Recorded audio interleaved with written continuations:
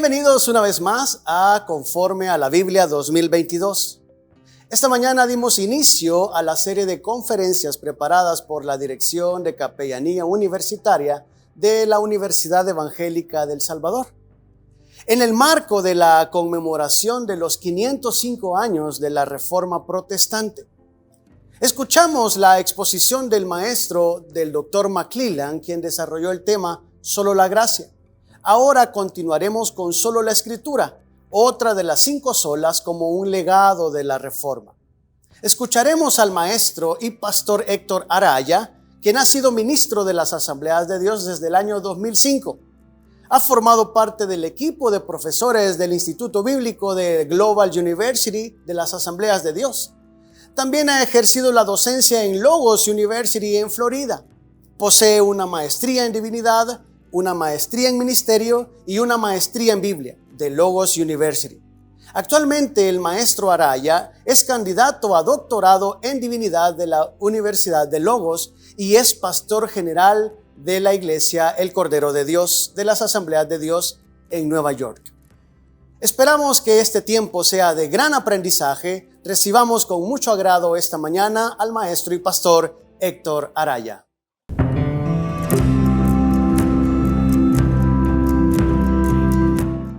Para entender adecuadamente la reforma del siglo XVI, hay que entender los contextos sociales, políticos, económicos y culturales en que tuvo lugar. De igual manera, para entender lo que está sucediendo hoy y descubrir cuál ha de ser la misión de la Iglesia hoy, hay que entender lo que está sucediendo en nuestros contextos sociales, políticos, económicos, culturales y religiosos. Le invito a que podamos recorrer un poco acerca de la historia de la Reforma. Hace 505 años, un 31 de octubre de 1517, llegó al clímax lo que hoy conocemos como la Reforma Protestante. Y esto es muy relevante para nosotros el día de hoy. Ese día, un monje católico llamado Martín Lutero clavó sus 95 tesis contra las enseñanzas y prácticas de la Iglesia Católica. Este hombre, al plasmar las 95 tesis en las puertas de la Iglesia de Todos los Santos en Wittenberg, Alemania, también clavaría con ello su descontento en el que vivía en medio de una sociedad clerical, en medio de una sociedad religiosa corrupta. Martín Lutero no podía concebir cómo era posible que aquellos que estudiaban la Escritura, aquellos que interpretaban la Biblia, aquellos que decían tener la autoridad absoluta desde el punto de vista religioso, eran abusadores de las finanzas, abusadores morales y doctrinales. Es este descontento del cual surgen 4 preguntas claves. ¿Cómo es salva la persona? ¿Dónde recibe la autoridad de la Iglesia? ¿Qué es la Iglesia? ¿Y cuál es la esencia de la vida cristiana? A la realidad histórica, todo lo que quería el célebre monje Martín Lutero era reformar su propia Iglesia. Nunca fue su intención formar una nueva iglesia. Pero ¿por qué es relevante la Reforma para la Iglesia de hoy?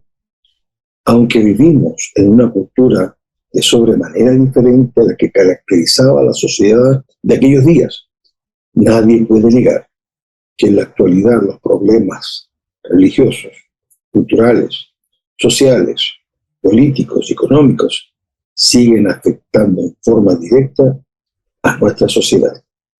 Esto nos lleva a pensar que lo que sucedió en la Reforma Protestante de aquellos días tiene implicaciones directas para la Iglesia de hoy. Una de las implicaciones prácticas de la Reforma Protestante para la Iglesia de hoy tiene que ver con la segunda sola de la Reforma Protestante: solo Escritura, o solo la Escritura. Es increíblemente importante para hoy conocer la solo Escritura. así como lo fue para los reformadores. Constantemente la Iglesia está siendo atacada por diferentes frentes. La Iglesia se enfrenta a amenazas importantes que hacen que valoremos aún más el concepto de solo escritura. Es por eso vital recordar, ya que los reformadores no solamente creyeron en solo escritura, sino que la vieron a la luz de esa realidad, el estudio de la teología. Para entender por qué es importante el concepto de solo escritura, debemos de entender lo que se conoce como la sucesión apostólica de la Iglesia Católica. Los reformadores estaban reaccionando a esta realidad histórica cuando hablaron de solo escritura. La sucesión apostólica es uno de los aspectos importantes de la Iglesia Católica Romana y tiene que ver con que esta Iglesia afirma ser la única sucesora válida, ya que proviene directamente de los apóstoles de Jesucristo. La Iglesia Católica Romana proclama tener esa línea directa y por lo tanto posee una autoridad única que invalida a otras iglesias y denominaciones.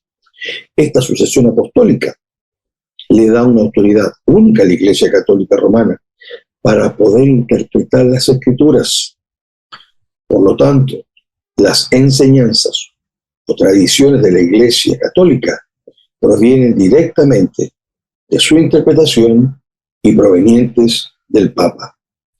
Esto era básicamente infalible y autoritativo, aún sobre la misma Escritura. Esa es una de las mayores diferencias entre los católicos romanos y los protestantes, y fue una de las razones fundamentales que provocó la Reforma Protestante. Un ejemplo de la autoridad que la Iglesia Católica se había asignado a sí misma es la venta de indulgencias. La Iglesia, y en especial el Papa, afirmaba ser la autoridad suprema. Para financiar las obras magnificentes que querían hacer, comenzaron a ofrecer indulgencias plenarias. ¿Qué quería decir con plenario? Quería decir que por un precio módico, por una cantidad de dinero determinada, quien comprara estas indulgencias podía comprar la salvación, no solamente de alguien que estuviese vivo, sino también de alguien que ya estuviese muerto. La idea era: necesitamos esplendor en nuestra Roma y necesitamos indulgencia de parte del mundo entero. Para Juan Calvino, otro reformador, la idea de comprar la salvación era algo tremendamente grotesco. Era completamente inaceptable porque era contrario a la Escritura. La compra de indulgencias era absoluta y completamente en contra del fundamento bíblico. Martín Lutero, el hombre que clavó su tesis en protesta en las puertas de la Iglesia, no entendía cómo era posible que la Iglesia actuara contrario a las Escrituras. Simplemente no entendía cómo podían amparar las indulgencias, entre otras cosas, si no estaba en la Escritura. Para Lutero, las indulgencias eran una afrenta al nombre de Cristo, al Evangelio de Jesucristo y a la palabra de Dios. Tiempo atrás, corría alrededor de 1500, y Lutero se veía en medio de una de las peores crisis sanitarias del siglo XVI, una peste que afectaba a toda Alemania y al resto de Europa. Eso llevó a Martín Lutero a pensar profundamente en la relación entre Dios y el hombre, y entre el hombre y Dios. Lutero buscó por años la respuesta a sus preguntas, y no pudo encontrarlas en la Iglesia Católica Romana.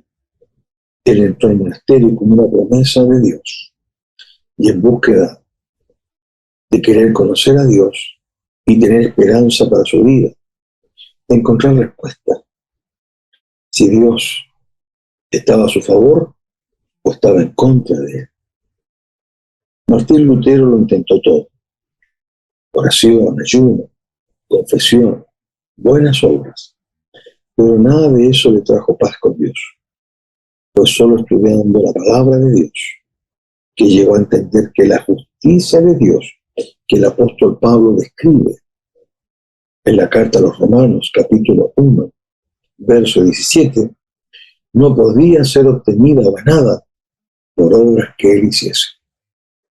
Por el contrario, era un regalo dado a los hombres por la obra vicaria de Cristo.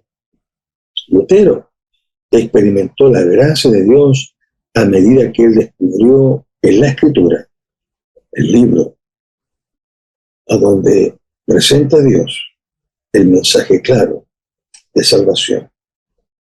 Lutero entendió que ese libro, llamado Biblia, necesitaba leerse, estudiarse, vivirse, practicarse, llamarlo. Habiendo encontrado la verdadera autoridad en la palabra de Dios, Lutero protesta ampliamente en las 95 tesis clavadas en la puerta de la iglesia de Todos los Santos en Wittenberg, Alemania. Fue por todo esto que Lutero, después de ser convocado a retractarse de sus famosas 95 tesis en contra de la práctica de la Iglesia Católica Romana, dijo de manera contundente en la Dieta de Worms en el año 1521, dijo lo siguiente, abro comillas: a menos que esté convencido mediante el testimonio de la Escritura o por razones evidentes, yo no confío en el Papa ni en su concilio, debido a que ellos han errado continuamente y se han contradicho. Me mantengo firme en las Escrituras, a los que he adoptado como mi guía. Mi conciencia es prisionera de la palabra de Dios. No puedo ir en contra de mi conciencia. Que Dios me ayude. Amén. Cierro comillas. Resumiendo, los reformadores protestantes insistieron en que la Escritura es suficiente como máxima autoridad y que nuestra creencia y práctica eclesiástica es y debe ser la palabra de Dios. Ellos creían fielmente que el cristianismo debía estar basado en la Biblia, en la revelación infalible de Dios, confinada a 66 libros de la Escritura, ya que su palabra es suficiente y es poderosa como para ser tomada como única autoridad de la Iglesia y debe normar lo que creemos y lo que practicamos. Esto es solo Escritura y esta debe ser la práctica de la Iglesia y nuestra también como creyente. Hoy en día es por eso importante recordar lo que implica que la Escritura sea nuestra norma de fe y de conducta. Debemos tener la Escritura en alta estima y que sea Dios, su palabra, su Espíritu Santo, que guíe a su iglesia en estos días. De muchas maneras, es verdad que la iglesia de hoy tiene accesos a una gran cantidad de información histórica y que nos hace meditar y pensar en aquellos conceptos que llevó a la reforma del siglo XVI. Es verdad también que en este tiempo tenemos ciertos problemas sociales, religiosos, políticos, culturales y filosóficos que nos hacen pensar profundamente en la necesidad de mantener los valores de la reforma o quizás hacer una nueva reforma. La iglesia de hoy en día enfrenta grandes desafíos, como por ejemplo el posmodernismo, al referirse que la verdad absoluta no existe y puede existir muchas verdades en forma relativa. También no es menor el sensacionalismo, diciendo que todo es emoción y sensación. También no es menor pensar que existe el cesacionismo, a donde los dones del Espíritu Santo ya no están presentes en la iglesia pues no son necesarios. El apóstol Pablo, en la carta a los Efesios, capítulo 2, versos 20 al 22, nos dice lo siguiente: edificados sobre el fundamento de los apóstoles y profetas, siendo la piedra principal del ángulo Jesucristo mismo, en quien todo el edificio, bien coordinado, va creciendo para ser un templo santo en el Señor, en quien vosotros también sois juntamente edificados para morada de Dios en el Espíritu. Qué importante es observar los desafíos que la Iglesia hoy en día tiene. Es bueno pensar que todo buen estudioso de la Escritura, o también llamado un buen teólogo, tendrá 3 metas que alcanzar. La primera, la segunda y la tercera se relacionan entre ellas. La primera se conoce como ortodoxia.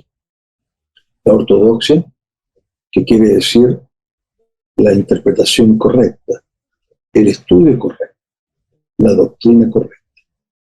Esto lleva al estudio profundo, a lo que es una exégesis correcta. Muchas veces pudiesen surgir diferentes formas de interpretar, diferentes alineamientos, diferentes posturas. Sin embargo, ninguna de estas posturas puede diferir en que la palabra de Dios se interpreta a sí misma. Es la palabra de Dios la que debe ser interpretada correctamente, y al ser correctamente interpretada nos conducirá por un camino correcto, sin llevarnos por cualquier viento de doctrina. También es importante observar el segundo punto a considerar como meta de todo estudiante de teología, que es la ortopraxis. No solamente debo conocer, sino también debo de practicar la práctica correcta. Debo de practicar lo que conozco y conocer lo que practico. Esto conlleva a una relación profunda entre lo que buscamos, entre lo que conocemos, entre lo que interpretamos y entre lo que nosotros practicamos. Es el Señor Jesucristo que nos enseña acerca de la ortopraxis y de la ortodoxia. Es una historia maravillosa en la que envuelve el buen samaritano.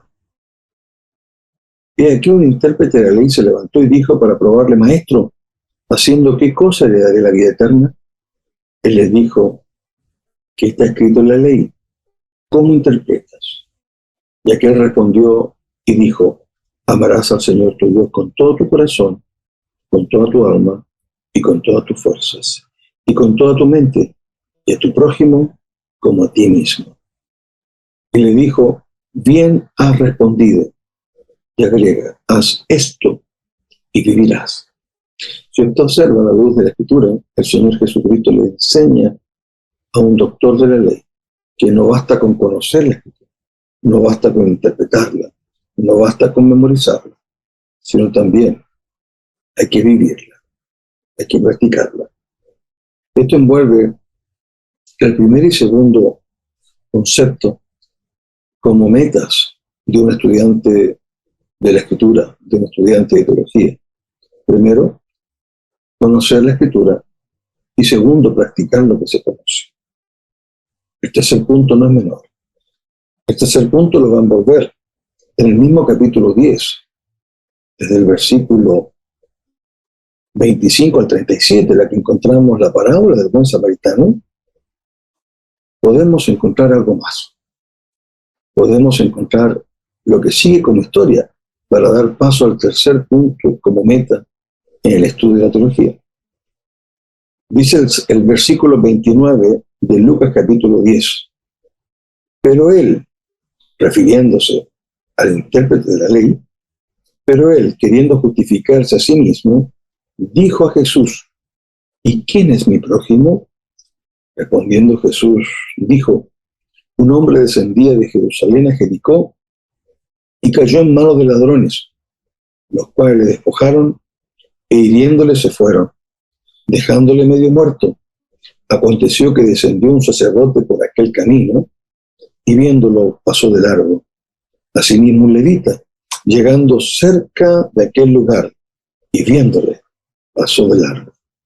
Pero un samaritano que iba de camino vino cerca de él y viéndole fue movido a misericordia.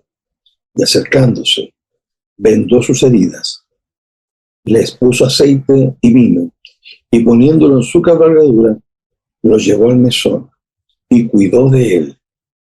El otro día al partir, sacó 2 denarios y los dio al mesonero y le dijo, cuídamele, y todo lo que gaste de más, yo te lo pagaré cuando regrese.